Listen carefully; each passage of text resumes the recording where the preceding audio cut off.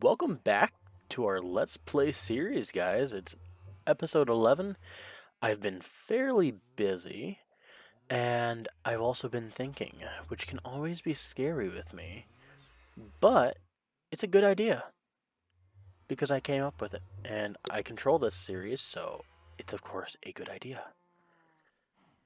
But we're gonna go through the nether.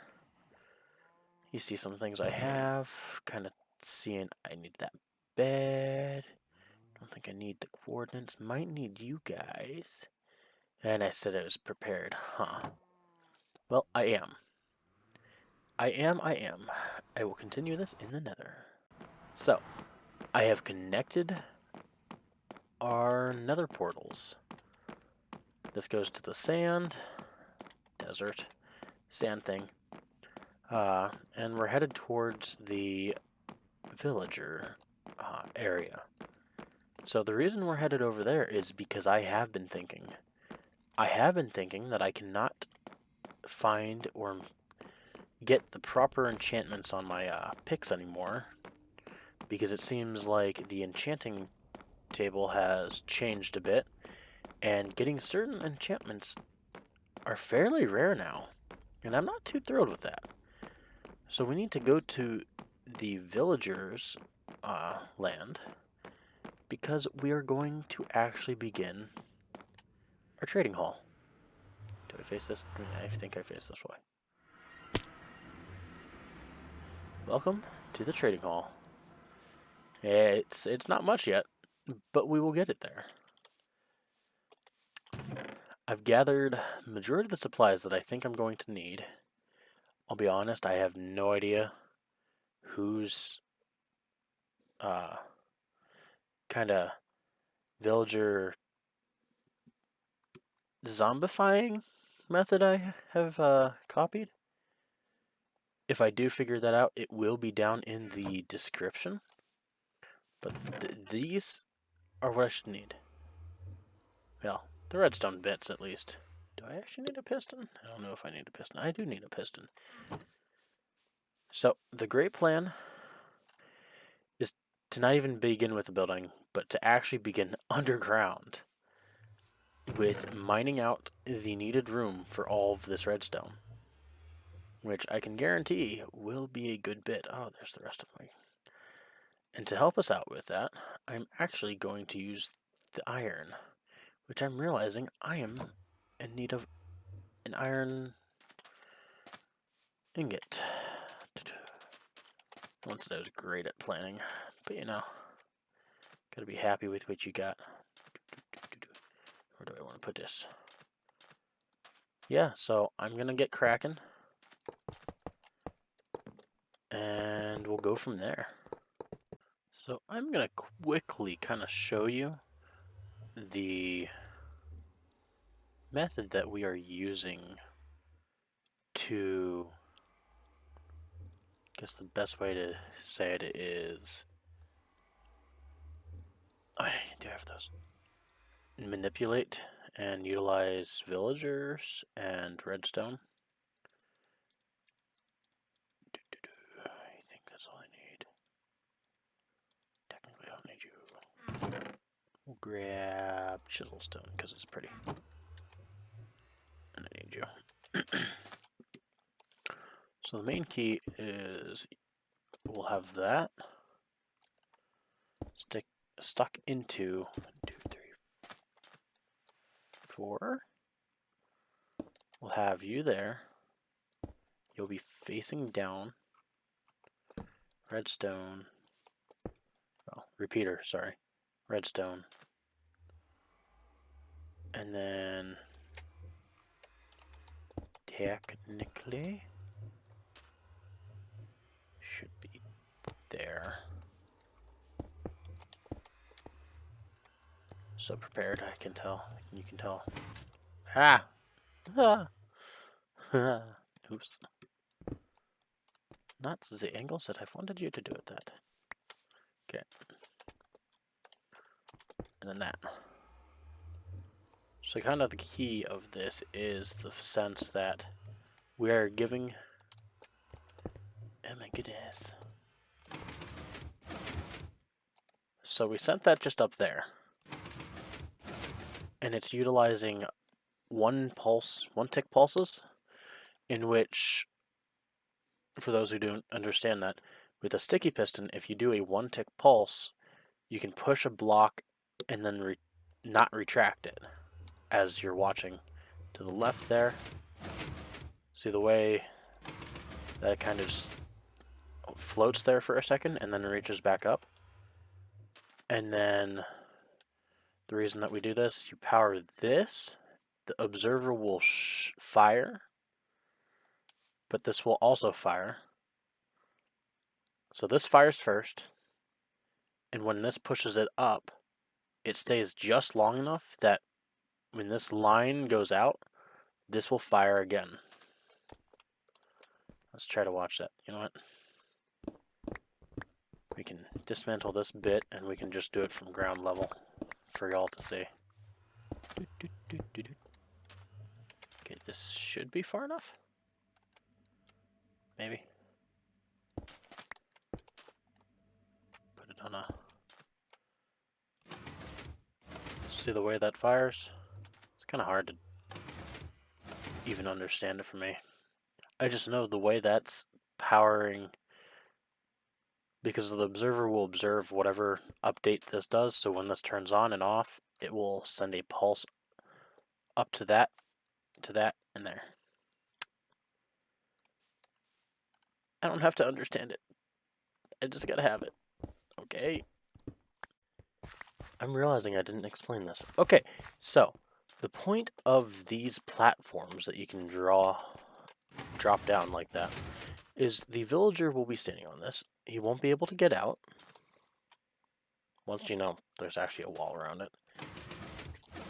And when brought down here, I will have a zombie here and then a zombie on the other side, which will be prowling back and forth. I'll probably be able to get his attention somehow by coming down here, just so I can make certain that he gets to said villager. And when he comes over here, he will actually injure the villager, creating a zombie villager. Now, the point of this, for those who do not know, is so you can lower trades once you have the villagers kind of fully unlocked. Well, not fully, but once you kind of like whatever their trade is officially after you trade with them once, that is what their trading options will be, and it will be stuck that way one way or another. So non-stop, they'll be stuck here. I'll be able to trade with them, won't be able to really change it, and their trades are determined by different things like that.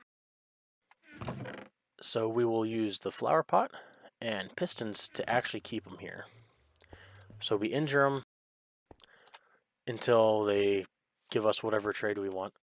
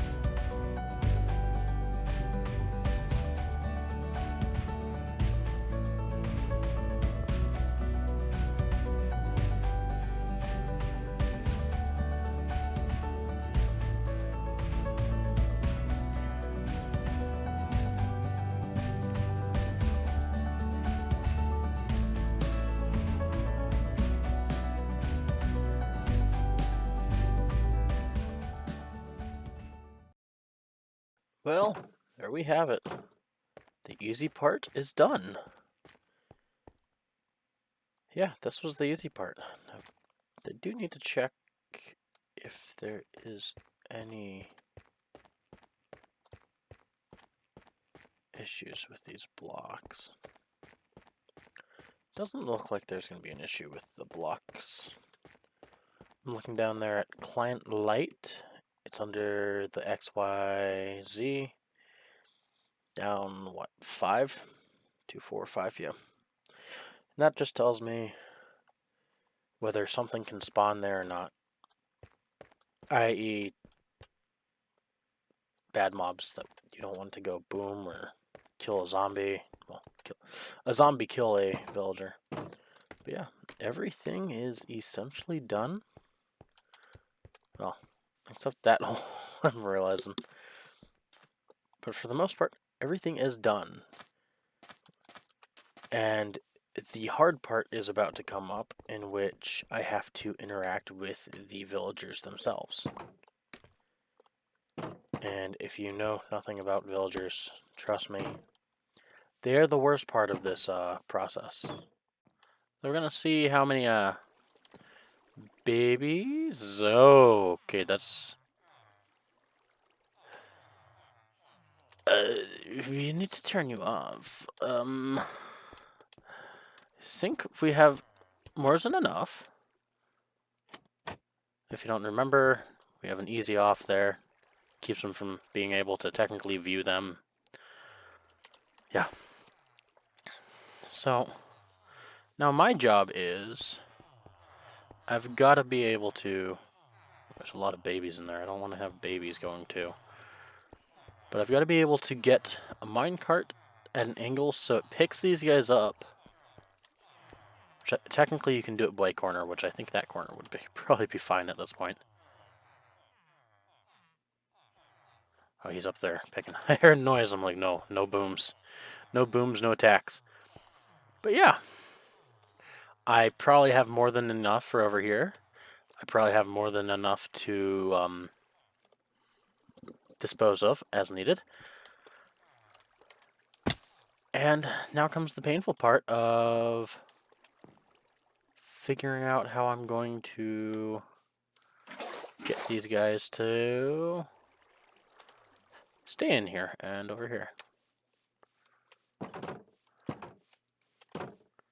It's all a process. It's always a process. Okay, we'll start it. Kind of sad that I didn't catch it, but got my first guy down here. I get to kind of figure out how I coax him into here. I think the best way to do it is, again, don't want to lose his trust.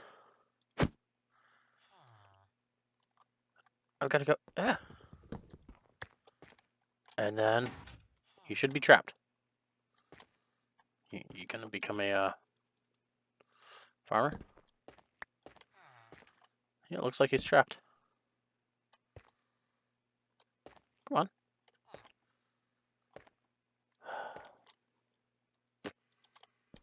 Well, hopefully over time you'll become a farmer.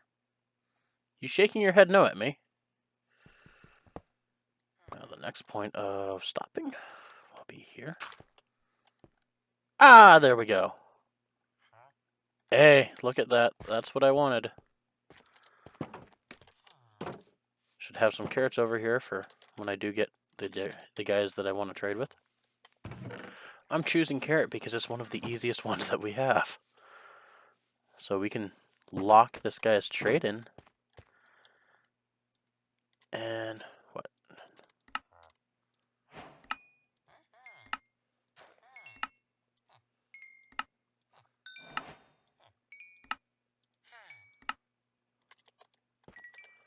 There we go.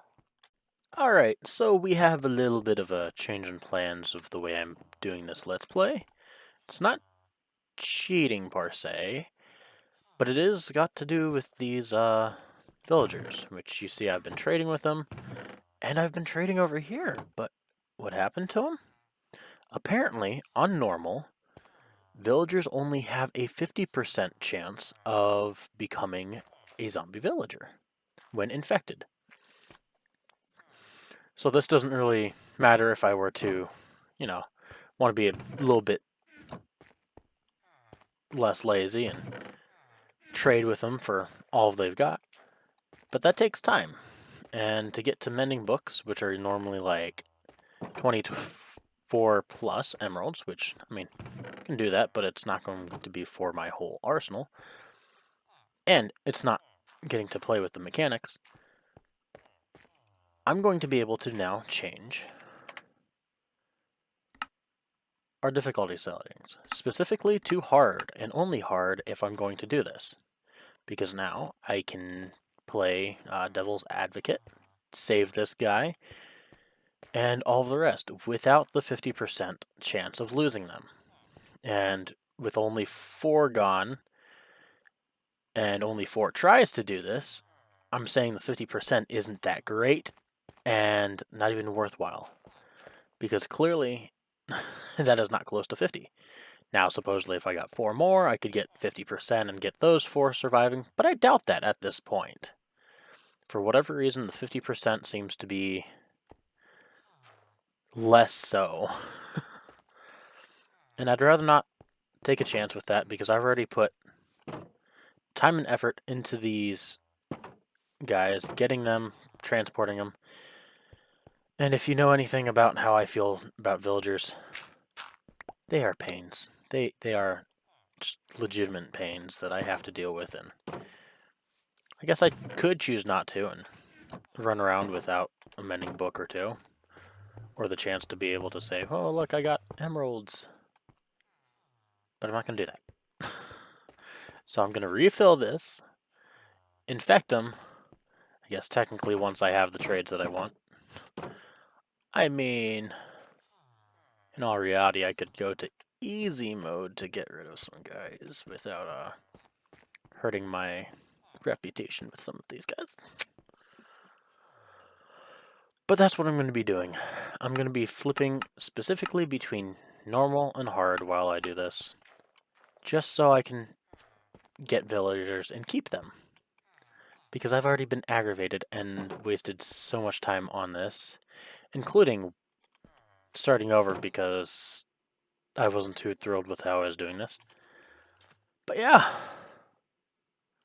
we've got a bunch of villagers somewhere down there, and we're going to fill this hall. Oh, and side note, the way I was able to change the difficulty settings and just unlock that, which is the only thing that I've changed so far, was due to another YouTuber named AntVenom. He has very much so backed off his videos, but still a really good YouTuber from what I can tell, and good with the Minecraft videos. And I found one of his videos on NBT, which is the file editor that you can use to edit the level.dat files. So that's where you can change the data for this stuff. So specifically unlocking this, or even changing other parts. He explains it through that video, which I will leave a link down below. My, what all we have gotten done during this episode so far. It is amazing, and a bit frustrating, especially when I found out about the issue with hard and normal and infecting zombies. Well, infecting villagers to make them zombies, to make them villagers who like me. A little more, kinda. But we've got a lot of collection. We've got a lot of emeralds now. We have a lot of mistakes. Don't need unbreaking anytime soon. And we've made a lot of trades. We've also opened up a lot more so we can do later on. So hopefully at some point we will get all of this filled up with different villagers, different trades. Why are you doing? Oh, redstone. Sidetracked. But yeah, we have gotten so much done today. It is amazing. And when I say today, I mean like the past week of me just being sick and not wanting to do things and getting sick and tired of you things who don't know how to look at their own workbench. But that is beside the point. I'm just glad that we have gotten it worked out. So, if you've enjoyed, come back again. Thank you for watching. SnowyCom, out.